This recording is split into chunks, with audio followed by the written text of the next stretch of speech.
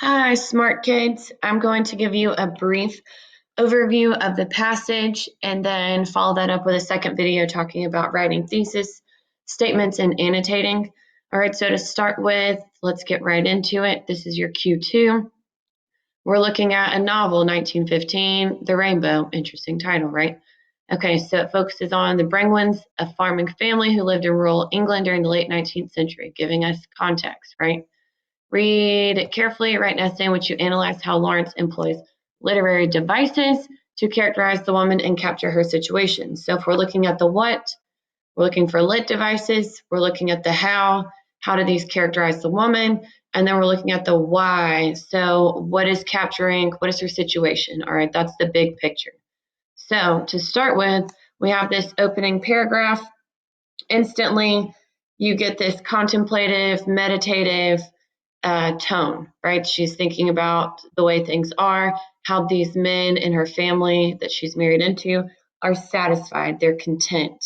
And the imagery here is very literal, like they are doing things, right? So they are farming, they're taking care of animals, they are living by the earth and also using the earth to recreate things, all right?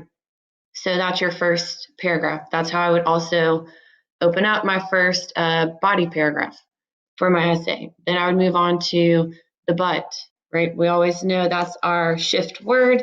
So we look at this body paragraph with the third one, and that's probably where my second body paragraph of my essay would be.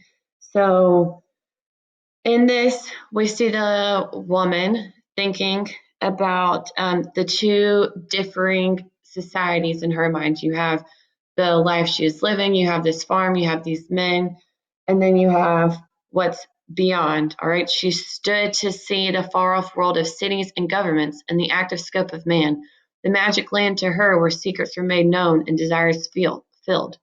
She faced outwards to where men moved dominant and creative, having turned their back on the pulsing heat of creation, and with this behind them were set out to discover what was beyond, to enlarge their own scope and range and freedom. All right, so this is what she's looking out towards. This is completely contrasting her current life, her situation, where she is situated. All right. So we get this longing tone, this desirous tone, right? Where she sees something different than what she has been given. And then we look onto our third paragraph where she is looking out as she must. That's important. From the front of her house. All right. And then where's her husband looking out?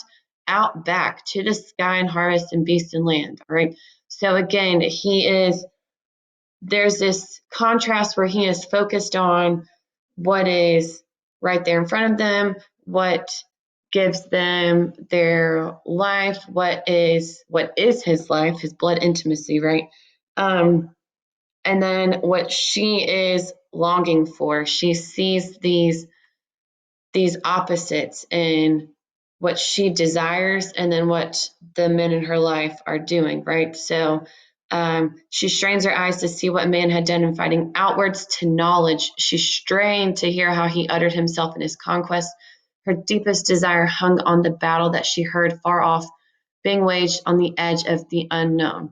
She also wanted to know and to be of the fighting host. All right, so this is it. She is longing for something more. She sees a difference in the life in front of her again, and then she sees this pursuit of the unknown, this unknown being knowledge, the quest to know more, to fulfill something within herself, a desire to be out of this perhaps monotonous daily life. All right, and then we move to our last paragraph, which would be my last body paragraph, where we get a compare and contrast of the vicar to her husband.